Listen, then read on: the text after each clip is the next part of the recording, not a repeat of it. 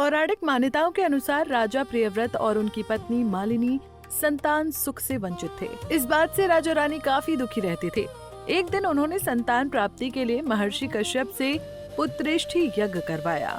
महर्षि ने यज्ञ संपन्न करने के बाद मालिनी को खीर दी। खीर का सेवन करने के बाद मालिनी गर्भवती हो गई और 9 महीने के बाद उसे एक पुत्र की प्राप्ति हुई। लेकिन दुर्भाग्य से उसका पुत्र मृत पैदा हुआ। ये देखकर राजा रानी बहुत दुखी हुए और निराशा की वजह से राजा ने आत्महत्या करने का मन बना लिया। परंतु जैसे ही राजा आत्महत्या करने लगे तो उनके सामने भगवान मनसा पुत्री देवसेना प्रकट हुई और उन्होंने कहा कि मैं षष्ठी देवी हूँ और मैं लोगों को पुत्र सुख प्रदान करती हूँ। जो व्यक्ति सच्चे मन से मेरी पूजा करता है उसकी मैं सभी मनोकामना पूर्ण करती हूँ। यदि राजन तुम मेरी विधि विधान से पूजा करोगे तो मैं तुम्हें पुत्र रत्न प्राप्ति का वरदान दूंगी। देवी के कहे अनुसार राजा प्रियव्रत ने कार्तिक मास के शुक्ल पक्ष की षष्ठी तिथि को देवी षष्ठी की पूजा की। इस पूजा में फलस्वरूप रानी मालिनी एक बार फिर से गर्भवती हुई और ठीक 9 महीने के बाद उन्हें सुंदर पुत्र की प्राप्ति हुई। कहते हैं कि तभी से छठ पर्व मनाए जाने की परंपरा शुरू हुई। इस पर्व से जुड़ी एक और कथा है जिसके अनुसार महाभारत काल में जब जुए में पांडव अपना सारा राजपाट हार गए थे तब द्रौपदी ने छठ व्रत रखा था। द्रौपदी के व्रत से प्रसन्न होकर षष्ठी देवी ने पांडवों को उनका राजपाट वापस दिला दिया था।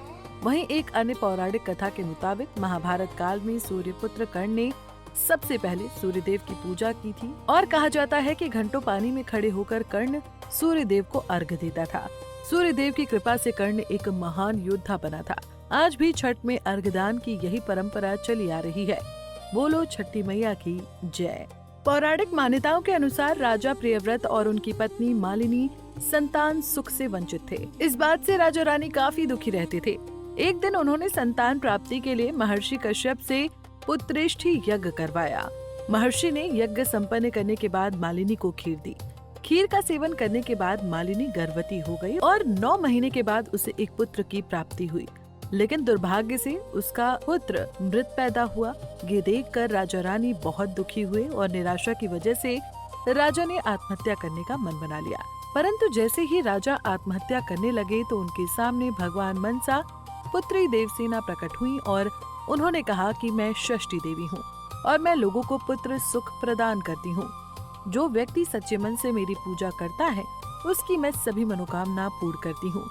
यदि राजन तुम मेरी विधि विधान से पूजा करोगे तो मैं तुम्हें पुत्र रत्न प्राप्ति का वरदान दूंगी। देवी के कहे अनुसार राजा प्रियव्रत ने कार्तिक मास के शुक्ल पक्ष की षष्ठी तिथि को देवी षष्ठी की पूजा की। इस पूजा में फलस्वरूप रानी मालिनी एक बार फिर से गर्भवती हुई और ठीक 9 महीने के बाद उन्हें सुंदर पुत्र की प्राप्ति हुई। कहते हैं कि तभी से छठ पर्व मनाए जाने की परंपरा शुरू हुई।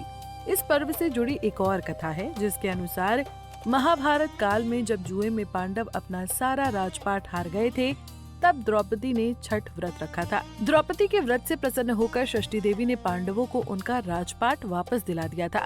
वहीं एक अन्य पौराणिक कथा के मुताबिक महाभारत काल में सूर्यपुत्र कर्ण ने सबसे पहले सूर्यदेव की पूजा की थी और कहा जाता है कि घंटों पानी में खड़े होकर कर्ण सूर्यदेव को अर्घ्य देता था।